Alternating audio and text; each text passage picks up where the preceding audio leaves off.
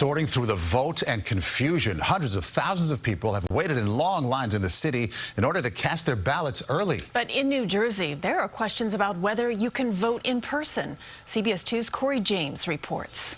100, 200 a day. Bergen County Superintendent of Elections Patricia DiCostanzo says that is the number of calls her office gets from voters just days before the presidential election. Well, a lot of people are upset. They wanted to vote on a machine. They compare us to New York, and they say New York gave them a choice.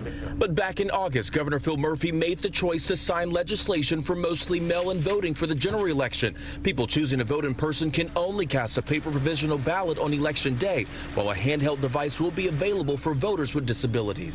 New Jersey likes to vote at the polls.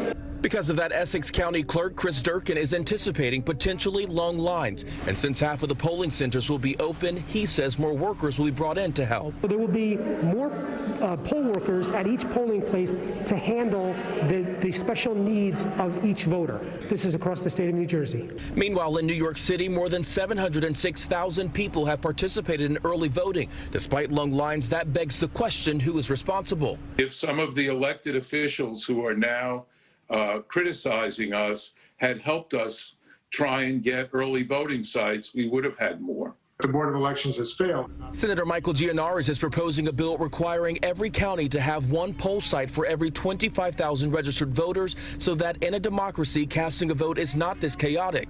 It's simple math. If you have twice as many polling sites, the lines will be half as long. If you have 3 times as many, it'll be a third as long. For now, the most important thing to remember, no matter the state, is when the polls close next Tuesday. That's 8 p.m. for Connecticut and New Jersey and 9 p.m. for New York.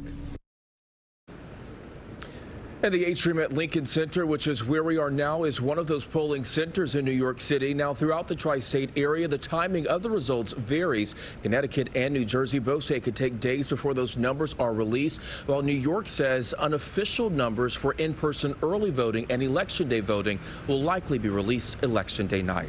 Reporting live on the Upper West Side, Cory James, CBS 2 News. All right, Cory, thank you.